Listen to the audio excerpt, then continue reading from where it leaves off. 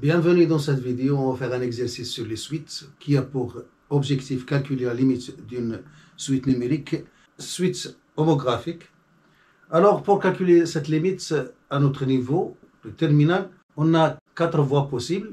Alors après avoir pris connaissance des questions de l'exercice, commençons la solution avec la première question qui nous demande de montrer que le terme général de la suite donnée, qui est défini par U0 égale à 2 et U1 plus 1 est égal à 3, U1 plus 2 sur U1 plus 4, il est strictement supérieur à 1 et inférieur ou égal à 2. Alors, puisqu'on a quel que soit n appartenant à n, donc ce qui vient premièrement en tête, c'est un raisonnement par récurrence. Alors, commençons. Alors, pour n égale à 0, on a U0 égale à 2. Alors, par suite, on a U0, il est inférieur ou égal à 2, et il est supérieur strictement à 1. Donc, l'encadrement est vrai pour n égale à 0. Alors, c'est l'initialisation. Alors, passons à l'hérédité. La deuxième étape, alors, soit n appartenant à n, supposons que un est compris entre 1 et 2, et montrons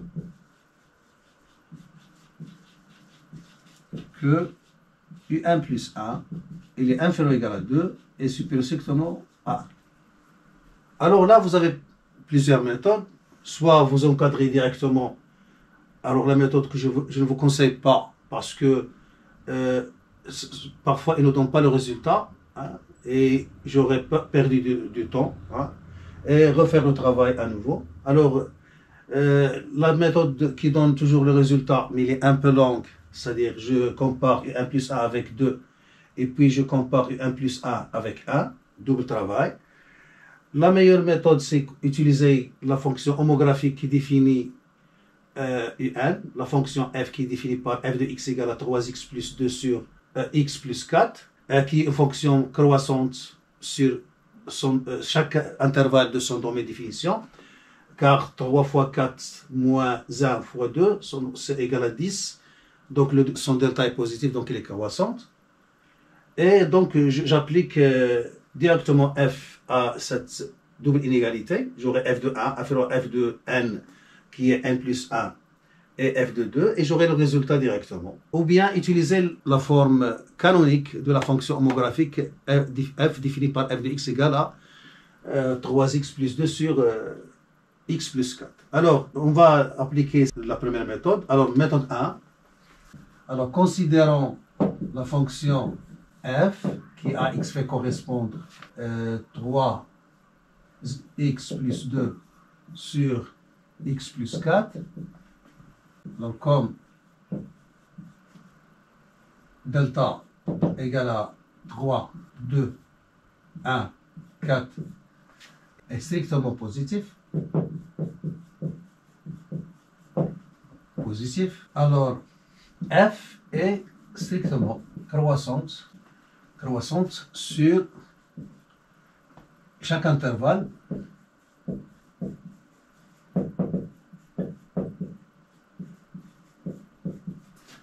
de son domaine de définition. Alors par suite, f est strictement croissante sur l'intervalle 1, 2, car cet intervalle 1, 2, il est inclus dans D de f. Puisque son domaine de définition, c'est R moins le singleton moins 4. Alors, par suite, on a 1 inférieur à UN inférieur ou égal à 2, implique que f de 1, il est inférieur à f de UN, il est inférieur ou égal à f de 2. F de 1, je le calcule, donc ça donne 5 sur 5, ça donne 1, strictement. Alors là, f de UN, c'est UN plus 1, et f de 2, je calcule, donc ça donne 6 plus 2, ça fait 8 sur 6, donc 8 sur 6. Et ceci implique que 1 est inférieur à UN plus 1, est inférieur à ou égal à 2. Pourquoi? Pourquoi? Parce que, alors là, car 8 sur 6 qui est 4 sur 3, il est inférieur à, strictement à 2. Et voilà, donc on écrit la conclusion. Donc d'après le raisonnement par récurrence, donc conclusion. Alors d'après le raisonnement par récurrence, quel que soit n appartenant à n, on a un, il est compris entre 1 et inférieur ou égal à, il est supérieur strictement à 1 et inférieur ou égal à 2. Voilà, c'est la première méthode qui utilise la fonction f définissant la suite un. Alors maintenant, on passe à la deuxième méthode pour montrer que un plus 1 est supérieur à 1 et inférieur ou égal à 2. Alors on utilise la forme canonique de la fonction définition un. Alors on a, alors un plus 1 est égal à quoi? Alors qu'est-ce que je vais faire? Alors le dénominateur, c'est-à-dire un plus 4, je vais le réécrire au numérateur, c'est-à-dire j'aurai un plus 4. Et je le mets entre parenthèses. Et maintenant je vais aménager les choses. Alors je vais multiplier par 3 pour avoir 3 un. Alors je vais multiplier la part par 3. Alors j'aurai 3 un. La voici. Et j'aurai 3 fois 4, ça fait 12. Et là j'ai 2. Donc normalement, donc je dois retrancher 10 pour avoir 3 un plus 2. Et voilà, maintenant je vais séparer le dénominateur. Alors qu'est-ce que j'aurai? J'aurai 3 un plus 4 sur un plus 4, donc ça donne 3, moins 10 sur un plus 4. Voilà donc cette expression qui est issue de la forme canonique de la fonction homographique définie sur la suite. Il va donner exactement le même encadrement que la fonction et c'est plus simple, plus direct. Par suite, alors qu'est-ce qu'on a? On a un, il est entre 1 et 2. Je vais encadrer. Et vous pouvez l'encadrer étape par étape. Donc mais directement c'est mieux, puisque vous avez une expression d'une fonction qui est strictement croissante. 3 moins 10 sur x plus 4, et vous avez moins 10 qui est négatif. Si on avait plus 10, alors il serait décroissant. Alors on a 3 moins 10 sur, et je vais remplacer 1. Donc 1 plus 4, inférieur ou égal à 3 moins 10 sur un plus 4, là c'est strictement, là inférieur ou égal à 3 moins 10 sur 2 plus 4. Voilà, donc ceci implique, alors calcul fait, donc 10 sur 5 ça fait 2, 3 moins 2 ça fait 1, et là 3 moins 10 sur un plus 4 c'est un plus 1, et inférieur ou égal, alors je calcule là, donc ça fait 5 tiers, et là j'aurai 9 moins 5 sur 3, donc ça donne 4 tiers. Et ceci implique bien sûr que 1 plus 1, il est supérieur strictement à 1 et inférieur ou égal à 2. Et j'écris là, car 4 tiers, il est inférieur ou égal à... Et j'écris la conclusion, donc conclusion, alors quel que soit n appartenant à n, un est supérieur à 1 et inférieur ou égal à 2, d'après le raisonnement par récurrence. Alors, il vient le tour de la deuxième question qui nous demande d'étudier la monotonie de la suite un. Alors, classiquement, on étudie le signe de la différence de un plus 1 moins un avec n appartenant à n. Alors, soit n appartenant à n. Alors, on a un plus 1 moins un égale. Je remplace un plus 1 par son expression, donc ça donne 3 un plus 2 sur un plus 4 moins un qui donne 3 un plus 2 moins un facteur de un plus 4 sur un plus 4. Alors, ça donne moins un au carré, moins 4 un, plus 3 un, donc ça donne moins un, plus 2 sur un plus 4. Alors là, si on considère le trinôme deuxième degré moins x carré moins x plus 2, alors on remarque que moins 1 plus 2, ça fait 0. Donc 1 est une solution. L'autre solution, c'est c sur a qui est moins 2. Donc les deux solutions sont 1 et moins 2. Donc on peut l'écrire directement, est égal à moins facteur de un moins 1 facteur de un plus 2 sur un plus 4.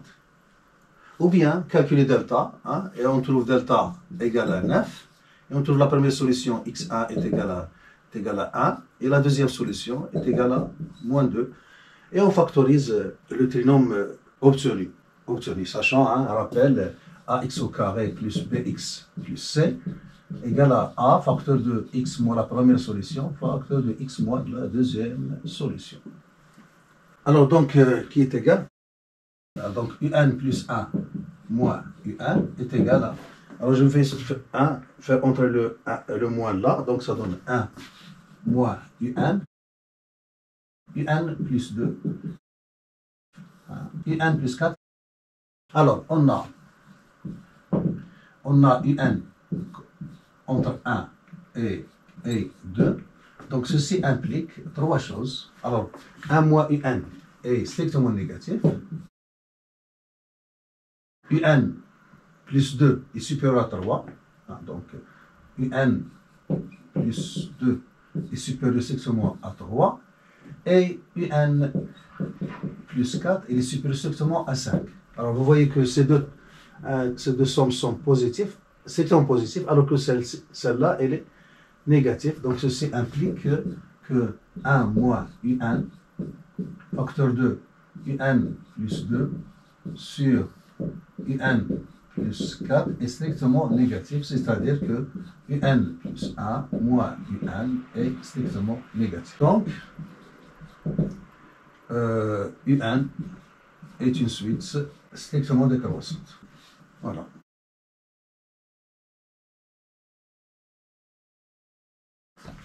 Alors on passe à la troisième question qui nous demande de déduire que la suite un est convergente. Alors c'est une question fréquente dans les exercices concernant les suites, puisque on a montré que un est comprise entre 0 et 2 et il est décroissante, donc il est décroissante et minorée, donc il est convergente. Alors, puisque un est décroissante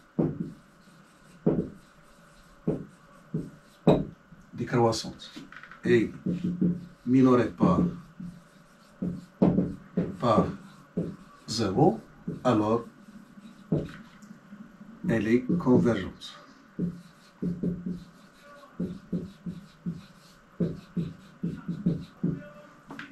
Voilà, on a déduit que un est convergente. Alors maintenant, la quatrième question, il nous donne une suite Vn définie par Vn égale à un moins 1 sur un plus 2. Et il nous demande de montrer que c'est une suite géométrique. Alors, on a un calcul à faire, c'est-à-dire trouver le terme général Vn plus 1 en fonction du terme Vn. Alors soit n appartenant à 1, alors on a Vn plus 1 égale, alors c'est un plus 1 moins 1, je remplace donc n, alors n plus 1 sur un plus 1 plus 2. Alors qui est égal? Alors je remplace qui est égal. Alors je remplace un plus 1 par une expression, donc ça donne alors 3 un plus 2 sur un plus 4 moins 1 sur 3 un plus 2 sur un plus 4 plus 2. Donc Vn plus 1 égale dénominateur un plus 4 et en bas dénominateur un plus 4. Alors là ça donne 3 UN plus 2. Alors moi, puisque c'est une faute classique, une erreur classique chez les élèves, alors il vaut mieux utiliser les parenthèses pour éviter toute faute de calcul. Alors UN plus 4, et là c'est 3 UN plus 2 facteur de UN plus 4 est égal. Alors je simplifie les dénominateurs. Qu'est-ce qu'il me reste? Il me reste 3 UN moins UN, donc ça donne 2 UN. Et là, vous avez 2 moins 4, ça fait moins 2. Alors 3 UN plus, ça fait 5 UN. Et là, vous avez 2 plus 8, ça fait 10.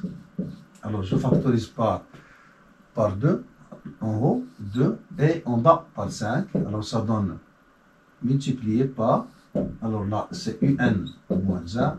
Là, c'est UN plus 2. C'est-à-dire que c'est 2 cinquièmes multiplié par Vn. C'est-à-dire Vn plus 1 est égal à 2 cinquièmes Vn. D'où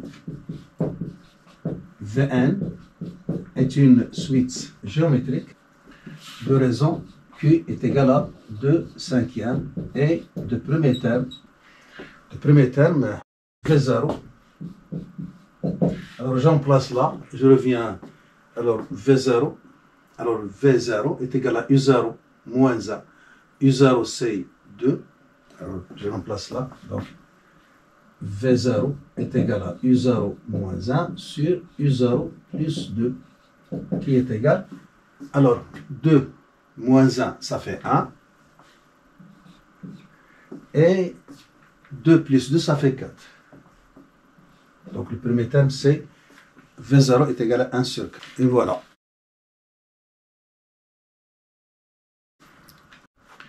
Alors maintenant, le tour de la question petit b dans la quatrième question. Alors il nous demande de donner Vn en fonction de n. Alors puisque Vn est une suite géométrique, donc on utilise la propriété du terme général. Donc si Vn est une suite géométrique, alors Vn est égal à un terme connu qui est Vp multiplié par la raison à la puissance n moins p. Alors maintenant Vp qui est connu, dans notre cas c'est le V0 trouvé, le premier terme V0 qui est égal à 1 quart, et le Q il est connu c'est 2 cinquièmes, donc on applique, alors soit n appartenant à n, alors on a Vn est égal à V0 qui est connu multiplié par la raison 2 à la puissance n moins 0 qui donne n, c'est-à-dire 1 quart multiplié par 2 cinquièmes, le tout à la puissance n. Donc voilà, c'est Vn.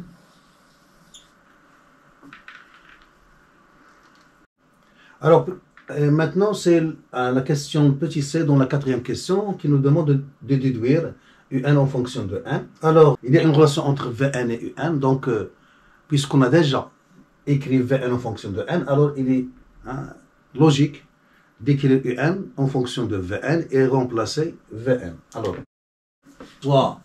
soit n appartenant à n, alors on a Vn égale à Un moins 1 sur Un plus 2.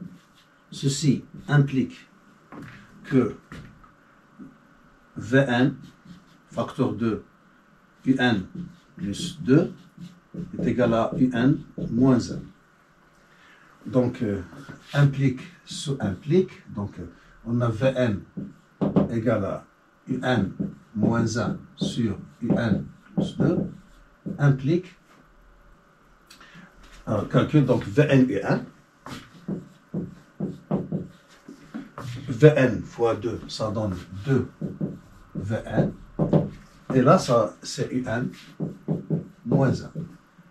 Donc, on va isoler les termes qui contiennent Un. Donc, je vais ramener Un de ce côté. Donc, ça donne Vn Un moins Un.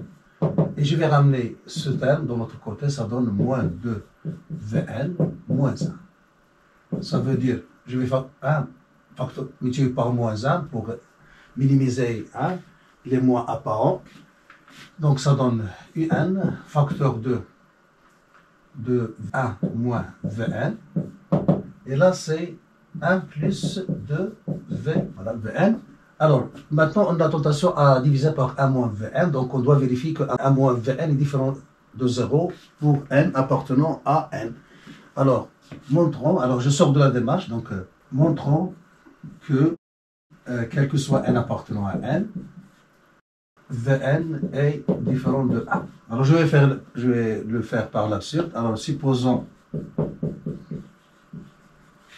qu'il existe n de n tel que Vn égale à 1. Alors, on a donc Vn égale à 1 implique que Un moins 1 sur Un plus 2 est égal à 1. Ceci implique que Un moins 1 est égal à Un plus 2. Et on simplifie par 1, donc ça veut dire moins 1 est égal à 2, ce qui est absurde. Ce qui est absurde.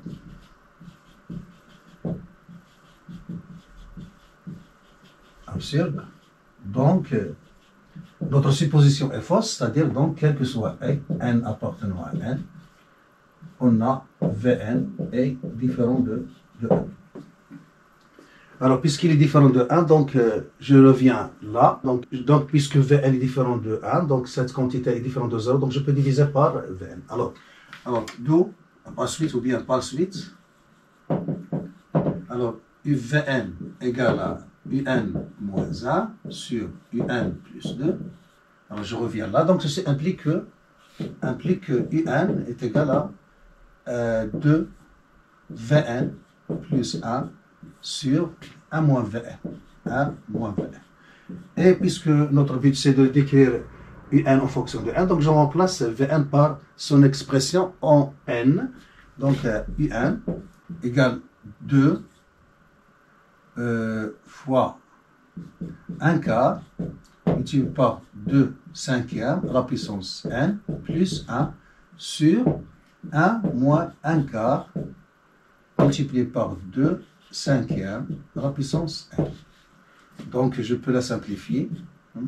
Donc Un égale, donc c'est 1 demi, 2 fois 1 quart 1 demi, 2 cinquièmes à la puissance n plus 1 sur 1 moins 1 quart multiplié par 2 cinquièmes à la puissance n. Et je vais la conserver comme ça. Parce que notre but c'est de déterminer la limite et ça nous donne le résultat. Voilà, donc on a écrit Un en fonction de n et on peut le simplifier, mais ce n'est pas obligatoire. Alors voilà, on arrive à la question qui nous demande de déduire la limite de Un. Alors, puisqu'on a montré que Un est égal à cette expression, et on sait que 2 cinquièmes elle est comprise entre moins 1 et 1, donc cette quantité est tend vers 0. Alors, cette quantité 1, elle va converger vers 0. Donc, il nous reste en haut, il nous reste 1. Et en bas, la même chose. Là, c'est 0. Donc, il nous reste 1. Donc, 1 sur 1, ça donne 1. Alors on a 2 cinquièmes. 2 cinquièmes, il est comprise entre moins 1 et 1, strictement. Donc, ceci implique que limite, quand n tend vers plus l'infini, de 2 cinquièmes à la puissance n est égal à 0. Donc ceci implique que limite de Vn égale à 0 quand n tend vers plus l'infini. Et on revient là, puisque n est égal à 2, 2 Vn plus 1 sur 1 moins Vn, donc implique que limite quand n tend vers plus l'infini, donc ça donne 2 fois 0 c'est 0, donc c'est 1 sur 1, donc n est égal à 1. Et voilà.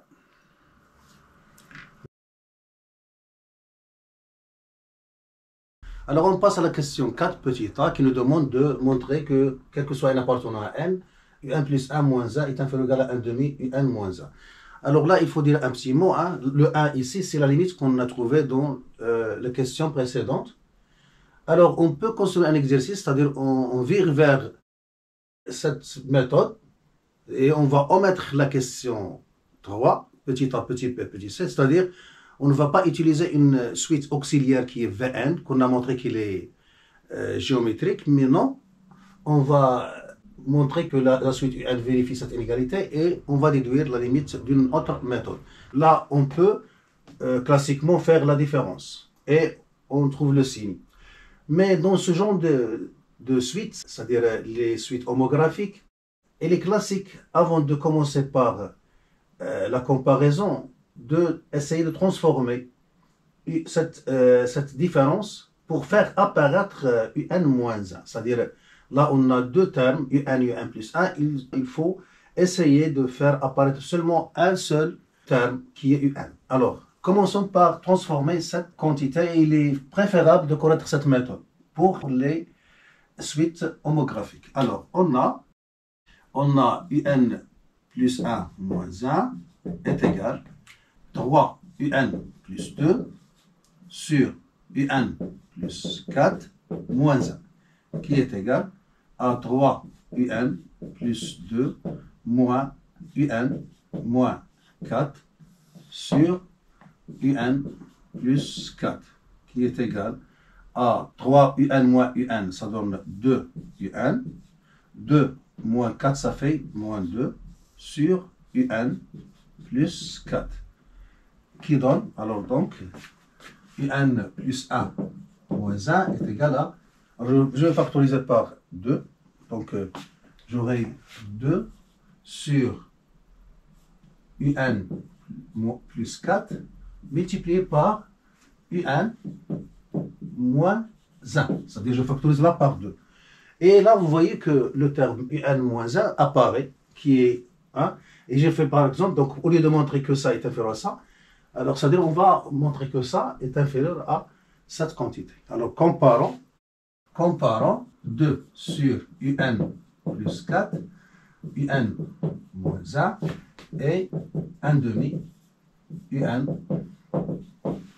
Voilà. Donc, au lieu de comparer cette différence avec cette quantité, il est préférable de comparer celle-là avec celle. Et vous voyez que là, il est très clair, puisque si on néglige ça, il suffit de montrer que 2 sur UN plus 4 est inférieur à 1 demi, ce qui est le cas. Alors on a UN supérieur ou égal à 1. Donc, ceci implique que UN plus 4, il est supérieur ou égal à 5. C'est-à-dire UN plus, c'est-à-dire 1 sur UN plus 4, il est inférieur à 1 cinquième, ce qui implique que 2 sur UN plus 4, il est inférieur à 2 cinquièmes. Ceci implique que 2 sur UN plus 4, il est inférieur à, alors 2 cinquièmes, il est inférieur à 1 demi. Inférieur à 1 demi, donc 2 sur... Et puisque je sais que UN est supérieur à 1, donc UN moins 1, il est positif. Donc je multiplie les deux côtés par UN moins 1, donc 2 sur UN plus 4, il est multiplié par UN moins 1, il est inférieur ou égal à 1 demi, UN moins 1. Ceci implique que UN plus 1, donc puisque cette quantité 1, il est égal à UN plus 1, donc moins 1, il est inférieur à 1 demi de UN moins 1. Et j'écris la conclusion. Donc conclusion, quel que soit n appartenant à n, on a UN plus 1 moins 1, il est inférieur ou égal à 1 demi facteur de UN moins 1. Et voilà, le tour est joué. C'est-à-dire un conseil. Au lieu de commencer la différence directement, il suffit de transformer cette quantité.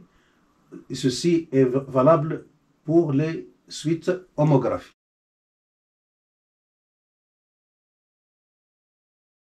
D'habitude, si on ne sait pas que UN est plus grand que 1, on peut utiliser la valeur absolue, c'est-à-dire montrer que UN plus 1 moins 1, et en valeur absolue, il est inférieur à 1 demi, la valeur absolue de UN moins 1.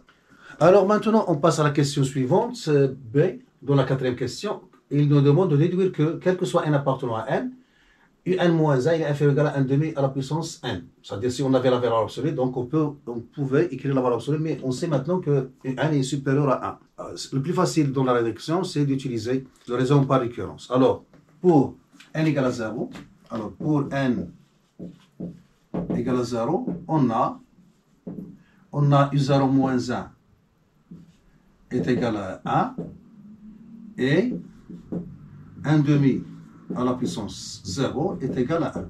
Donc, on peut dire un qui est u0 moins 1, il est inférieur à 1 demi à la puissance, inférieur ou égal à 1 demi à la puissance 0. Donc, c'est vrai pour 1. Donc, c'est-à-dire, donc c'est vrai. Donc, l'inégalité est vraie pour n égale à 0. Alors, maintenant, on passe à la deuxième étape, soit n appartenant à n. Alors, supposons que un moins 1, il est inférieur ou égal à 1 demi à la puissance n, et montrons que un plus 1 moins 1, il est inférieur ou égal à 1 demi à la puissance n plus 1. Alors, qu'est-ce qu'on a? On a, d'après la question précédente, alors, on a. Alors, pour ce n qui était choisi, alors, qu'est-ce qu'on a? On a, d'après la question précédente, un plus 1 moins 1, il est inférieur à 1 demi un moins 1, et un moins 1, d'après l'hypothèse de récurrence, il est inférieur ou égal à 1 demi à la puissance n. Alors, par suite, alors, puisque j'ai 1 demi à la puissance n plus 1, et là j'ai un moins 1, donc je vais multiplier par, et là j'ai un moins 1, alors je vais multiplier les deux côtés là par 1 demi pour avoir cette expression. Alors, par suite, qu'est-ce qu'on a? On a un plus 1 moins 1, il est inférieur à 1 demi un moins 1, donc je vais conserver la première inégalité, et la deuxième, je vais la multiplier par 1 demi, donc j'aurai 1 demi un moins 1 inférieur à 1 demi à la puissance n plus 1. Alors, par transitivité, alors on a ça, il est inférieur à ça, puisque vous avez cette différence, il est inférieur à cette expression, et cette expression qui est là, il est inférieur à ça. Donc, par transitivité, par transitivité,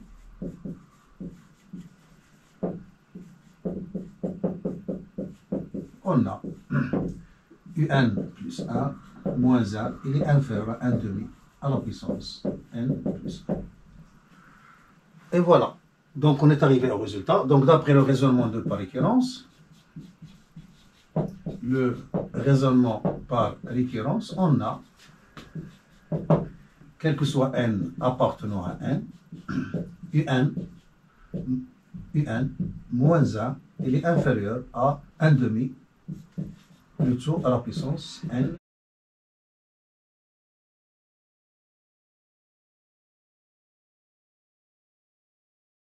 Alors, on peut reprendre la question B dans la quatrième question et répondre à cette question avec une deuxième méthode. Mais moi, je préfère la première puisqu'il est direct, par récurrence. Mais on peut le faire d'une autre méthode. C'est-à-dire, puisqu'il nous demande de déduire cette question de la question précédente, donc on va utiliser l'inégalité montrée dans la question précédente maintes fois pour arriver à un résultat. Alors, qu'est-ce qu'on a? Alors, d'après la question précédente, alors on sait que quel que soit n appartenant à n, on a un plus 1 moins 1, il est inférieur à 1 demi un moins 1. Donc, on va appliquer cette égalité n fois. Voilà, donc qu'est-ce qu'on a? Alors, pour n égale à 0, qu'est-ce qu'on a? On a, donc qu'est-ce qu'on aura? On a u1 moins 1, il est inférieur à, si là on a 0, donc là on a 1, donc c'est 1 demi u0 moins 1. Et u2 moins 1 est inférieur ou égal à 1 demi. Si on a là 1, donc là on a 2. Donc là on a 1 moins 1. Et ainsi de suite, jusqu'à u1 moins 1, c'est-à-dire le terme où on veut s'arrêter, inférieur à 1 demi u1 moins 1 moins 1. Et là, pour faire voir les choses, je vais écrire la ligne précédente de celle-ci. Donc j'aurai n moins 1, inférieur ou égal à 1 demi, un, moins 2, moins 1. Là, on sait que pour tout n, un est strictement supérieur à 1. Donc là, on peut ajouter ces 0, là, supérieur à 0, et supérieur strictement à 0, strictement supérieur à 0. Alors, qu'est-ce qu'on va faire? Alors, on va faire une multiplication des membres des inégalités, membre à membre. Donc là, on aura 0 fois 0 fois 0, puisque les termes sont toujours positifs. Positifs. Donc, qu'est-ce que je peux faire? Donc, 0 fois 0 fois 0 fois 0, il est inférieur strictement à U1 moins 1 fois U2 moins 1, et ainsi de suite, jusqu'à UN moins 1, qui est inférieur ou égal à 1 demi à la puissance. Combien y a-t-il d'un demi là? Donc, c'est n moins 1 moins 0 plus 1, donc ça fait n. Donc, c'est 1 demi. On a n, 1 demi là. Donc, 1 demi à la puissance n fois U0 moins 1 fois U2 moins 1, et ainsi de suite jusqu'à la fin. Alors, on multiplie les membres des inégalités précédentes, alors membre à membre, et en simplifiant par les membres semblables, on obtient, voilà. Alors, vous remarquez que là, quand j'ai un produit, j'ai le produit de ce terme, il est inférieur au produit de ce terme, il y a des termes qui se trouvent au milieu, se trouvent là, et qui se trouvent là. Donc, on simplifie. Donc, puisque les UI, moins 1, quel que soit k, on a UK moins 1, il est différent de 0, puisqu'on a, quel que soit k, UK, il est strictement supérieur à 1. Donc, on peut simplifier sans problème. Donc, U1, il va s'éliminer avec U1 moins 1, il va s'éliminer avec U1 moins 1, U2 moins 1, il va s'éliminer avec U2 moins 1, et ainsi de suite.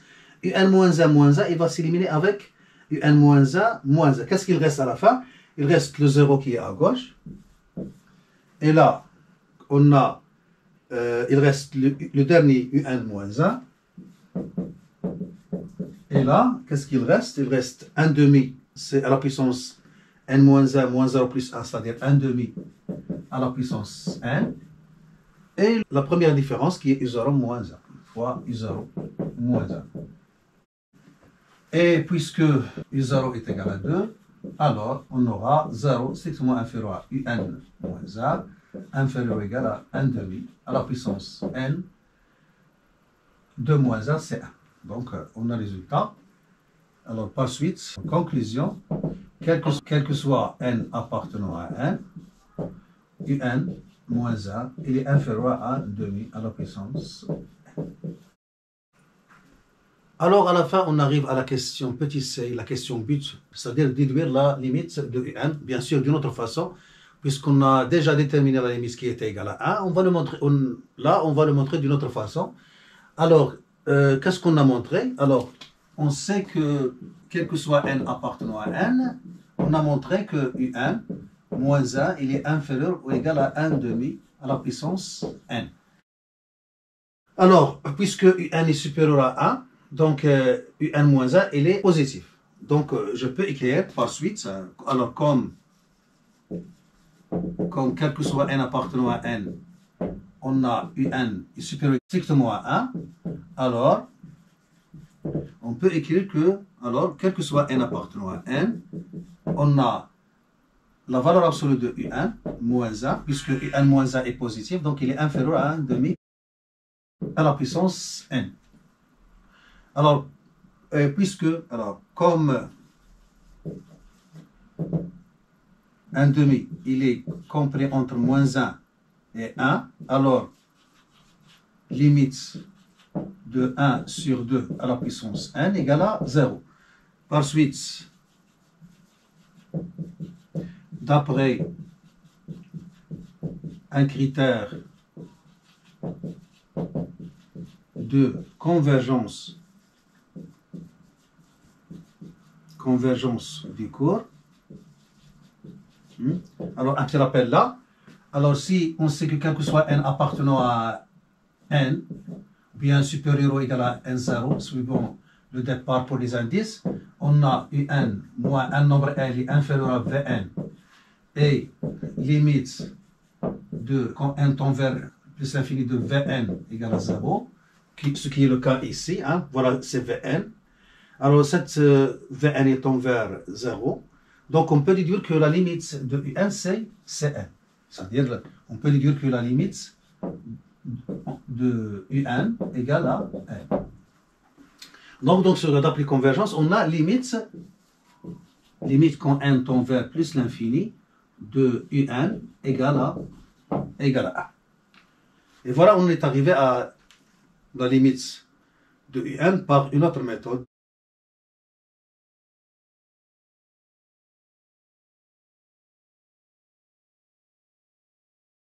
Alors maintenant, on va commencer la troisième partie. On va exposer la troisième méthode pour calculer la limite de la suite Un. Alors, qu'est-ce qu'ils nous disent? Alors, ils nous donnent une suite Wn définie par, quel que soit n, Wn égale log de Un moins 1 sur Un plus 2. Là, il faut remarquer que ça, c'est la suite Vn considérée dans la deuxième méthode. Et on va lui appliquer le logarithme népérien. Alors, qu'est-ce qu'ils nous disent?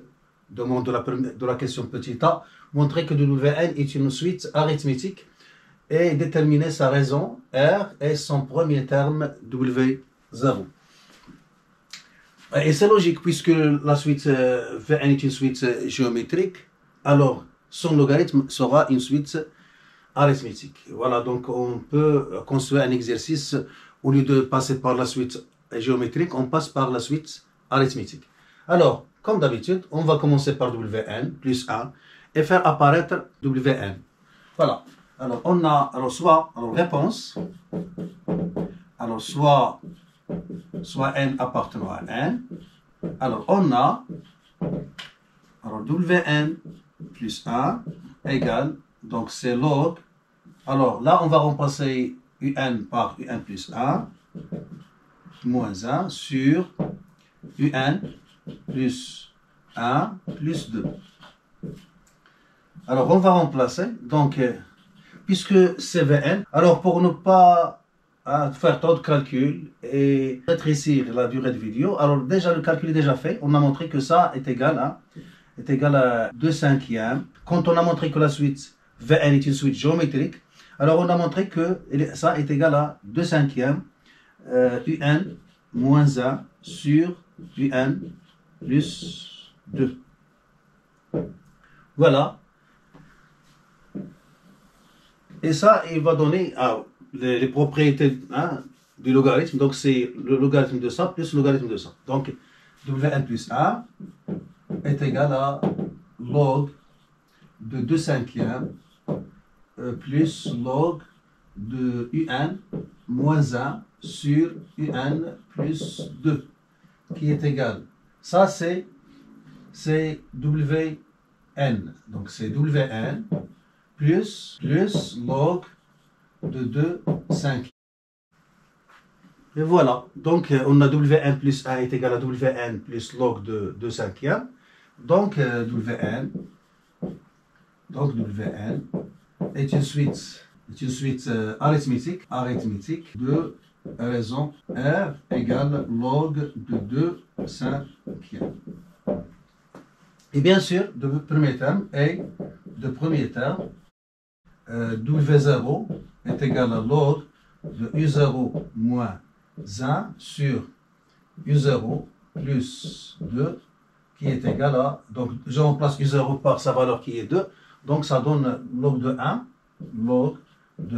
sur 2 plus 2, ça fait 4, qu'on peut écrire moins log de 4. Et voilà le premier terme, W0.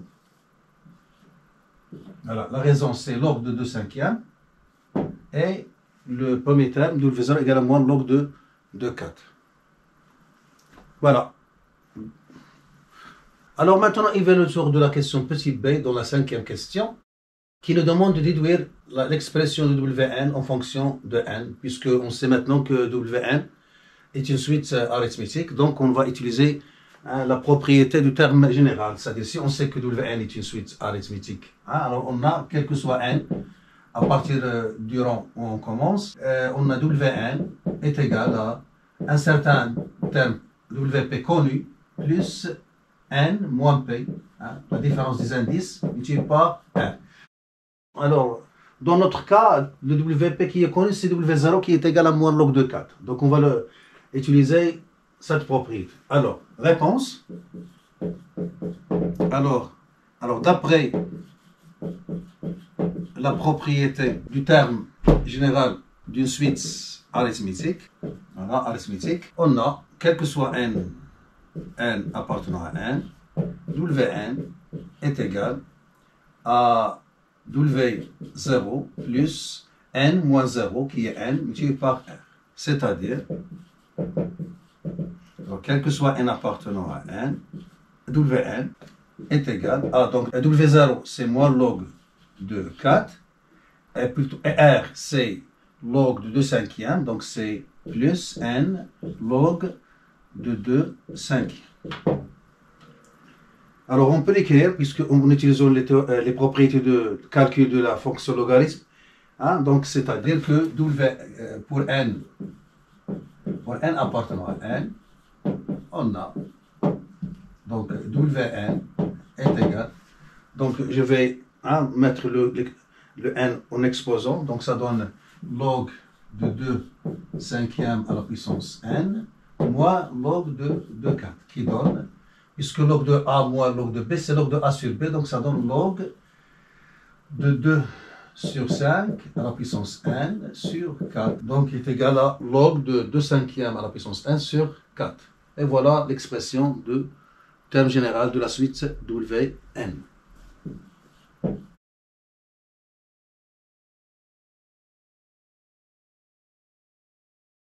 Alors, la question suivante, petit c, dans la 5e question, il nous demande de déduire un en fonction de Wn. Alors, on a une relation entre Wn et un avec le logarithme.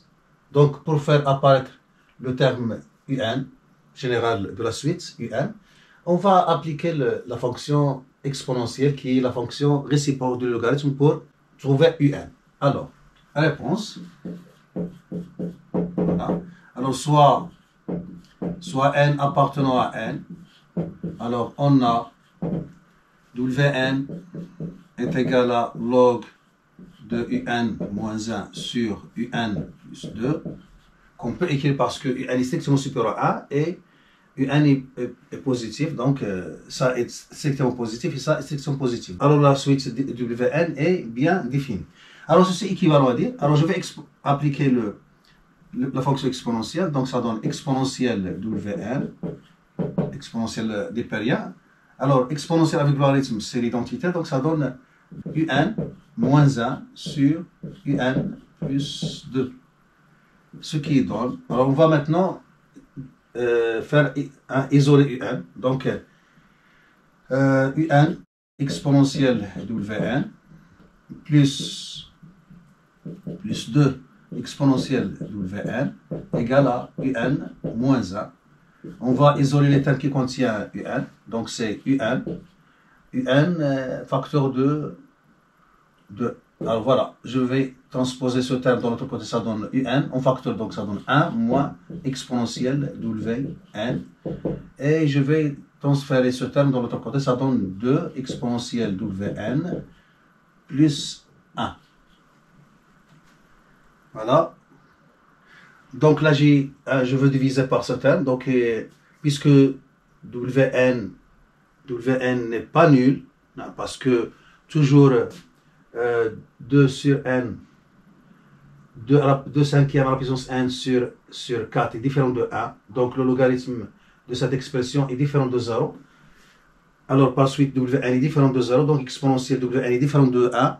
Donc, 1 moins exponentielle Wn est non nul. Alors, comme quel que soit n appartenant à n, 2 sur 5 à la puissance n sur 4 est différent de 1, alors quel que soit n appartenant à n, alors c'est-à-dire que Wn, qui est le logarithme de cette expression, est différent de 0. Donc 1 moins exponentielle Wn est différent de 0. Alors par suite, je peux diviser par 1 moins exponentielle Wn. Donc, quel que soit n appartenant à n, on a un est égal à 2 exponentielle Wn plus 1 sur 1 moins exponentielle Wn.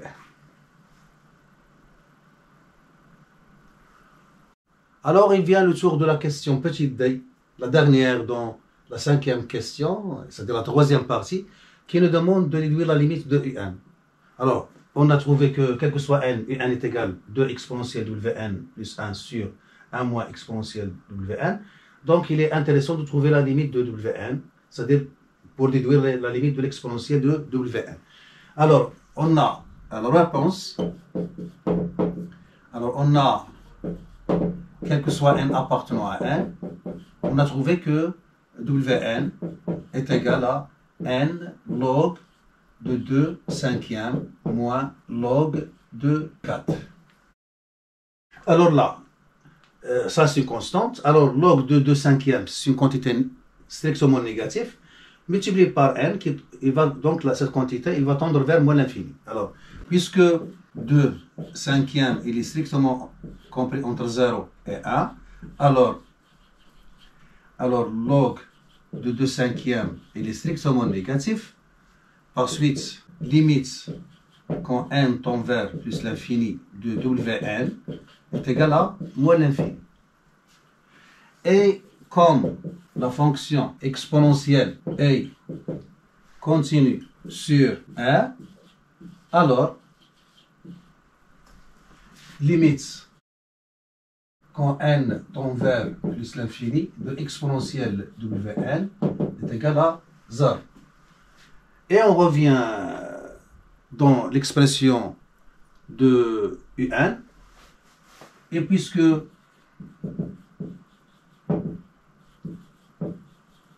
quel que soit n appartenant à n, on a un est égal à 2 wn, exponentielle wn plus 1 sur 1 moins exponentielle wn, alors limite quand n tend vers plus l'infini de un est égal à 2 fois 0 qui est 0 plus 1 qui plus 1 sur 1 moins 0 qui donne 1. Donc 1 sur 1 est égal à 1. Et voilà, on a trouvé la limite de la suite un en utilisant la troisième méthode, c'est-à-dire en utilisant une suite auxiliaire W1 qui était arithmétique. Alors dans la deuxième partie, une suite géométrique, dans la troisième partie, une suite arithmétique. Voilà, on passe à la quatrième méthode.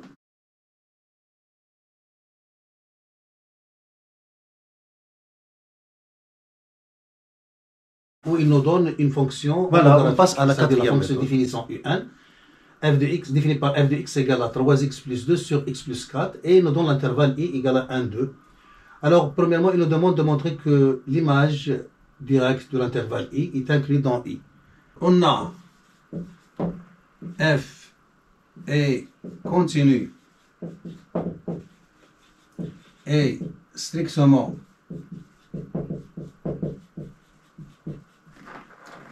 croissante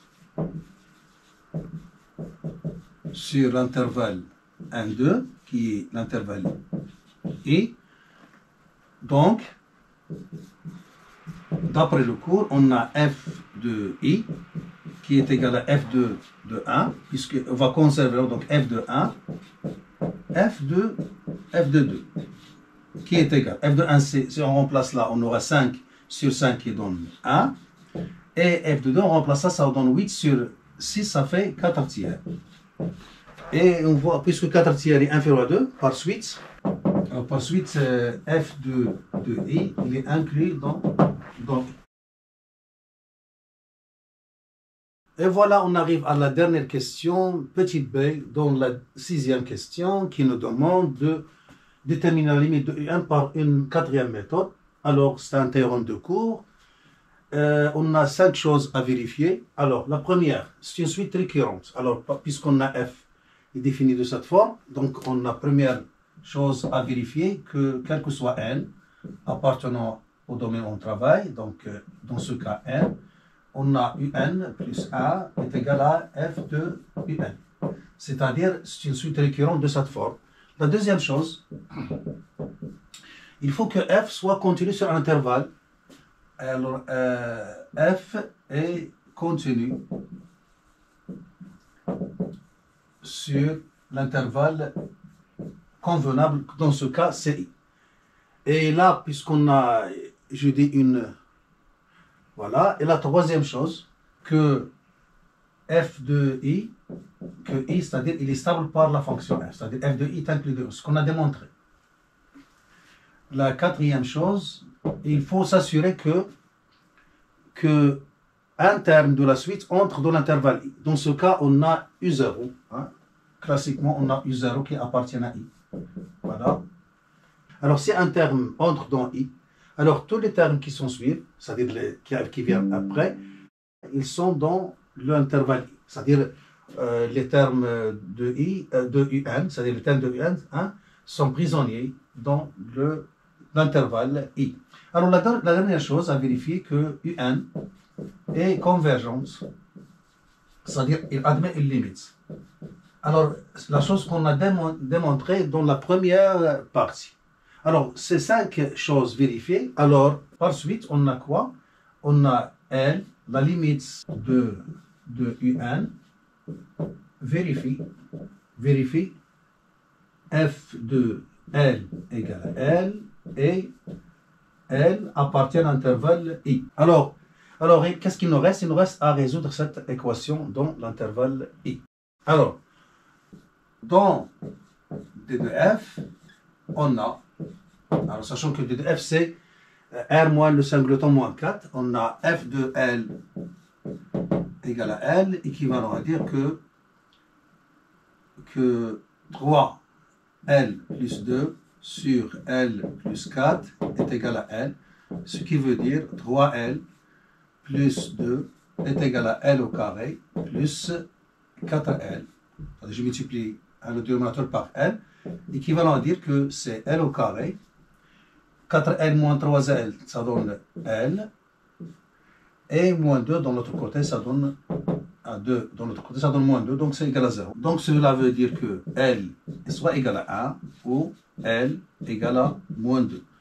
Alors on a une qui appartient à l'intervalle 1, 2, alors que l'autre n'appartient pas à l'intervalle 1, 2. Donc la limite c'est L égale à 1. Alors comme moins 2 n'appartient pas à I, qui est 1, 2, et 1 appartient à l'intervalle 1, 2, alors on peut dire que la limite, quand n tend vers plus l'infini de un est égale à 1. Et ainsi, on a déterminé la limite de un par 4 méthodes que l'élève doit maîtriser et bien comprendre pour ne pas avoir de problème avec ce genre de suite et qui est fréquemment posé en examen. Donc, ce sont des 4 méthodes incontournables.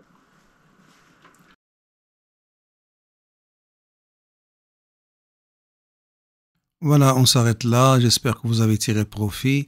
Je vous donne rendez-vous dans une autre vidéo si notre créateur le permet.